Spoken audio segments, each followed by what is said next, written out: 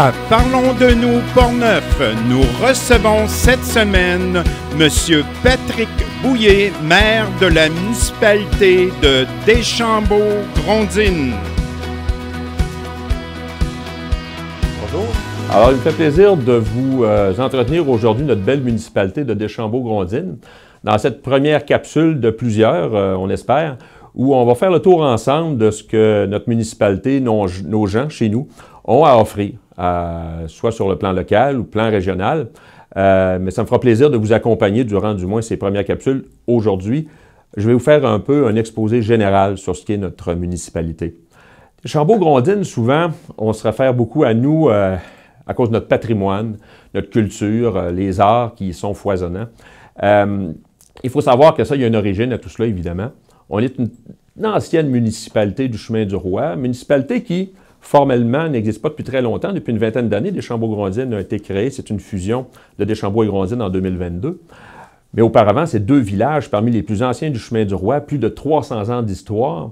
C'est aussi des anciennes seigneuries, parmi les premières à être concédées le long du fleuve Saint-Laurent. Par exemple, Grondines en 1680, la seigneurie Deschambault en 1713, alors 1640, pardon, et puis 1713 pour la fondation. Tout ça pour dire que ces seigneuries ont laissé des traces dans le paysage architectural, dans le paysage agricole de notre municipalité. Et ça vient influencer notre quotidien. Et c'est une source d'inspiration pour les arts, pour la culture.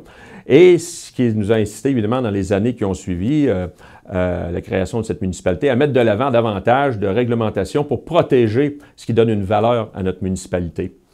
Deschambault-Grondines, c'est 2300 de population, tout près de 2300. Donc, on est une petite municipalité qui vit sur un territoire qui est essentiellement agricole. Alors, avec le patrimoine, la culture, la vocation agricole de Deschambault-Grondines vient teinter un peu aussi notre quotidien. La proximité avec le fleuve Saint-Laurent aussi. Le fleuve Saint-Laurent a joué un rôle important dans le développement de nos municipalités riveraines. Et à Deschambault-Grondines, peut-être plus qu'ailleurs, parce que chez nous, un bon nombre de pilotes, de navigateurs qui ont sillonné le fleuve Saint-Laurent, les Grands Lacs et j'en passe, sont natifs du village de Deschambault. Alors ça aussi, ça vient teinter notre culture, notre manière d'être, la façon dont on vit tous les jours. Le fleuve Saint-Laurent est très fréquenté encore aujourd'hui pour la chasse, la pêche, le canot, le kayak aussi. Alors c'est devenu un peu notre terrain de jeu. Alors, encore une fois, c'est quelque chose qui vient comme influencer notre manière de vivre dans cette belle municipalité de Deschambault-Grondines. Deschambault-Grondines aussi, bien, comme je l'ai parlé, il y a l'histoire qui nous marque, qui nous a marqué profondément, le régime seigneurial, et les traces encore vivantes de cette présence historique forte sont là, avec des monuments historiques. On a beaucoup de monuments historiques classés par le gouvernement du Québec sur notre territoire, ou encore qu'ils le sont par la municipalité en vertu de la loi sur les biens culturels. Et ces monuments ont cette particularité d'être ouverts au public. On peut les découvrir, on peut les visiter. Et ce sont soit des centres d'exposition, des lieux d'interprétation ou des lieux d'animation culturelle. Je prends pour exemple le vieux presbytère de Deschambault, le presbytère de Grondines, Moulin de la Chevrotière, le Moulin Banal, enfin. Tous ces bâtiments sont des monuments forts de notre culture à Deschambault-Grondines et ils sont reconnus à l'échelle du Québec. On a également chez nous des organismes qui sont fort importants en matière de culture et patrimoine. L'École régionale de musique Denis Arcand, par exemple, qui est une école de musique qui est installée dans l'ancien couvent, qui date de 1861, donc c'est un très vieil édifice, qui était occupé autrefois par les Sœurs de la Charité de Québec. Et l'école reçoit, bon an, mal an, entre 300 et 400 élèves dans ses différents cours, tout près d'une vingtaine d'enseignants y travaillent. C'est devenu non seulement un bâtiment fort de la culture, des arts de la scène aussi, mais c'est aussi créateur d'emplois. Ça, on l'oublie souvent. La culture peut être créatrice d'emplois. Alors chez nous, l'école de musique, avec sa création d'emplois, avec tout ce qu'elle déploie comme service en termes de cours, d'activités musicales, de prestations musicales aussi, est un joueur important au niveau vraiment de la culture, mais aussi de notre économie. Culture et patrimoine Deschambault-Grondines, un organisme qui est reconnu dans notre région, qui gère pour la municipalité de Deschambault l'ensemble du parc immobilier patrimonial, est aussi fort important.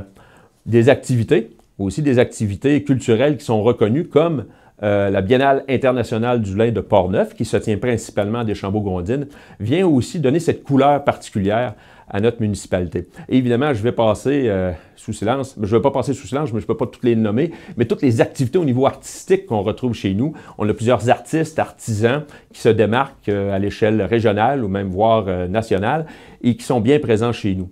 Alors, tous ces gens contribuent à donner cette image culturelle de marque qui fait que Deschambault-Grondines est une municipalité qui est très recherchée sur le plan touristique, mais aussi au niveau de la production artistique ou culturelle. Mais Deschambault-Grondines, ce n'est pas que ça. Ce n'est pas que la culture ou le patrimoine. C'est aussi un parc industriel très important, parc industriel à grand gabarit, sur lequel on retrouve une aluminerie, qui est devenue le poumon économique, si on veut, de la MRC de Portneuf, qui est un de nos fleurons en matière d'économie, Alcoa, qui embauche tout près de 500 personnes. Et cette aluminerie a 30 ans cette année. Alors, c'est un de nos fleurons. Il y aura des célébrations. On inaugurera prochainement, aussi probablement à l'été, un legs qu'ils nous ont fait à l'occasion de cet anniversaire, soit un parc, un tout nouveau parc qui a été aménagé dans le secteur des Moulins de la Chevrotière. À part Alcoa, on a aussi Prométal, une entreprise qui est créatrice d'emplois également. Tout près d'une centaine de personnes y travaillent. Et on a également d'autres PME dans notre parc industriel et à l'extérieur de ce parc industriel, de sorte qu'on a quand même un milieu entrepreneurial qui est de plus en plus dynamique et qui vient aussi donner une influence positive dans notre milieu. J'ai parlé d'agriculture tout à l'heure, notre territoire est essentiellement agricole. On a aussi une autre entreprise, en fait, c'est plus une institution, le Centre de recherche en sciences animales de Deschambault. L'ancienne station de recherche agricole qui date de 1918. Donc, ça fait plus de 100 ans que cette institution-là est chez nous, à Deschambault. Et ça, c'est très représentatif, justement, de cette vocation agricole qu'on a à Deschambault-Grondines et dans l'ensemble de la région de Portneuf. Et on est très heureux de compter sur la présence, justement, de ce joueur important qui est aussi créateur d'emplois. Alors, avec l'aluminerie, avec les entreprises, les petites et moyennes entreprises, avec la station de recherche agricole, avec le tourisme culturel et toutes ces retombées économiques, vous voyez un peu que il y a quand même beaucoup de développement économique qui se fait à Deschambault-Grondines et aussi avec en toile de fond toute cette dimension culturelle et patrimoniale.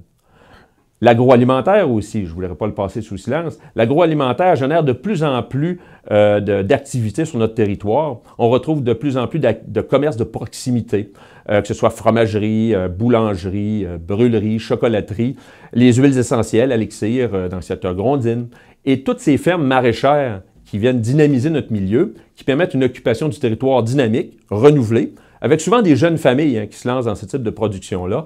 Alors ça aussi, c'est quelque chose qui vient influencer le développement de notre territoire.